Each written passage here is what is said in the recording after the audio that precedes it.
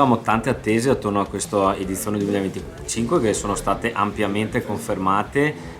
Calcoliamo 200.000 persone in questo weekend nel totale, tantissime persone che hanno deciso anche di soggiornare a Jesolo con oltre 150 hotel aperti.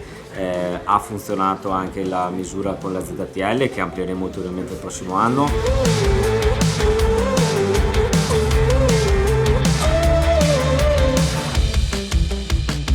1000 aquiloni, 200 aquilonisti da tutto il mondo, davvero un evento che cresce di anno in anno e supera le aspettative, siamo felicissimi e questo ci darà anche l'occasione per il prossimo anno di cercare di migliorare e alzare ulteriormente l'asticella. Ci candidiamo ad essere uno degli eventi più importanti a livello non solo nazionale ma internazionale.